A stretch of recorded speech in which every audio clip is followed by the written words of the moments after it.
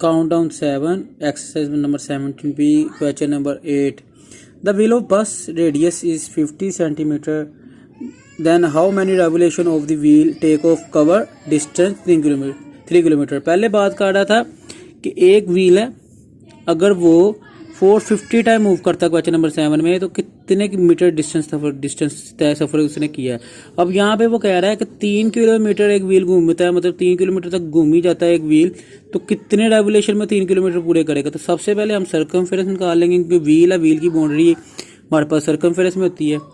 तो इसी तरह हम क्या करते हैं, आर हमारे पास यहाँ पे 50 सेंटीमीटर है, तो आपके पास यहाँ पे सर्कमफेरेंस ऑफ व्हील आ जाएगा।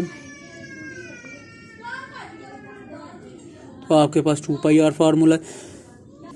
तो आगे इसका आपके पास क्या होगा, 2 पाई की वैल्यू आपके पास 3.142 मल्टीप्लाई बाय आर की वैल्यू आपके पास यहाँ पे 50 सेंटीमीटर। इसको सोल्व करेंगे तो हमारे पास वैल्यू आ जाएगी 3142 पॉइंट सेंटीमीटर। लेकिन हम इसको मीटर में कन्वर्ट कर लेंगे या इसको हम किलोमीटर में कन्वर्ट कर लेंगे, ताकि हमारे पास इजीली आंसर आ जाए। तो हम क्या करते हैं, इसको सबसे पहले मीटर में कन्वर्ट कर लेते हैं। 3142 पॉइंट सेंटीमीटर डिवाइडेड बाय 100 करेंगे तो ये मीटर में कन्वर्ट हो जाएगा। तो आपके पास आएगा 3.142 मीटर। तो मतलब ठीक हो गया जी। उसके बाद बात करते हैं डिस्टेंस इन 1 रेवोल्यूशन मतलब ये एक उसकी मीटर, 1 मीटर में इतना है, तो 1 रेवोल्यूशन में आपके पास कितना मीटर डिस्टेंस आ रहा है, 3.142 मीटर। तो टोटल डिस्टेंस आपके पास है 3 किलोमीटर। टोटल डिस्टेंस 3 किलोमीटर है।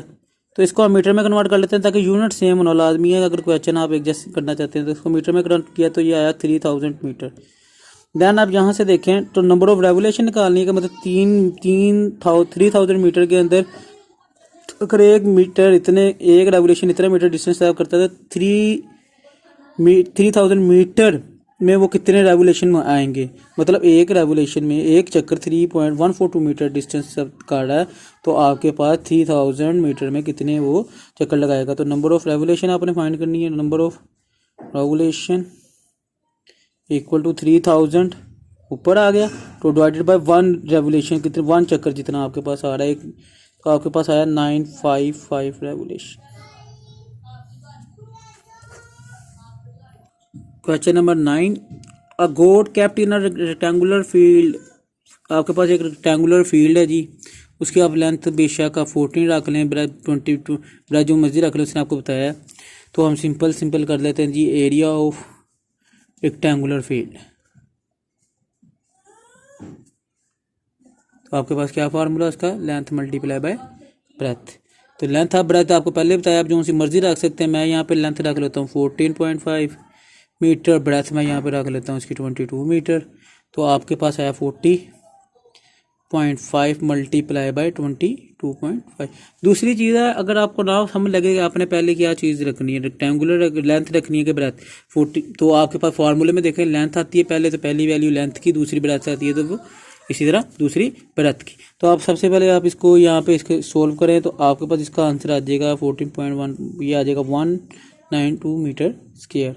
उसके बाद अब बात वो कर रहा है, आपके पास यहाँ पे एक सेंटर में एक पोल लगाया, जिसके साथ उसने वो गोड जो सी थी, ये गोड कह रहा है, जो गोड को उसने बांध दिया पोल के साथ, और उसकी जो रस्सी है वो 2.5 मीटर है।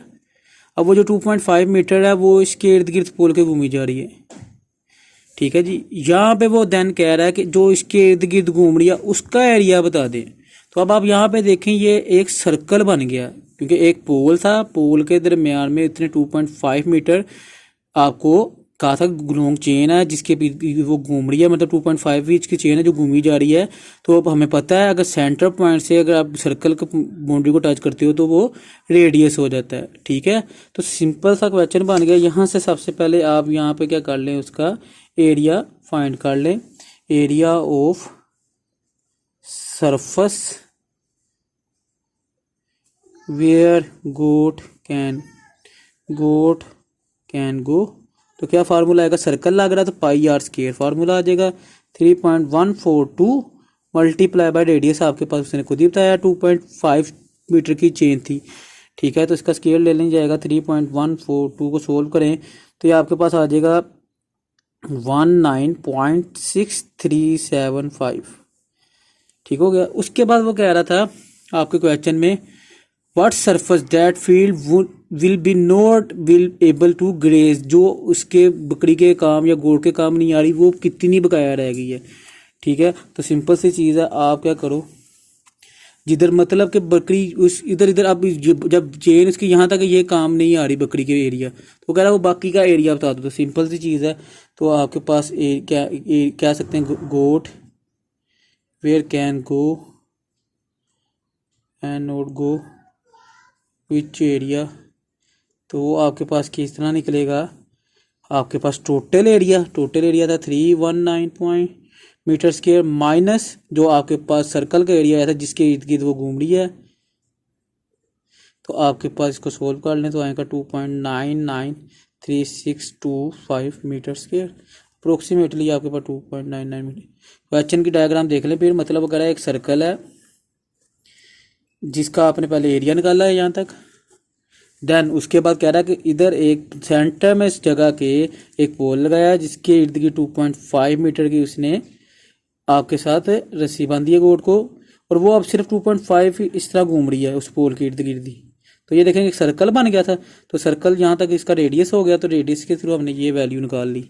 देन उसके बाद वो क्या कह रहा था कि जहाँ अब 2.5 मीटर यहाँ तक आ रहा, तो मीन यहाँ तक ही बकरी घूमेगी पोल के इर्द गिर्द, ये एरिया नहीं देखेगी। तो कह रहा है जिस एरिया में बकरी नहीं जा रही उसका आप एरिया बता दें कितना। तो वो हमने क्या किया है, टोटल में से माइनस कर दिया, जिस बकरी घूम रही थी, तो वो बाकी आपका एरिया आ गया। Thank you.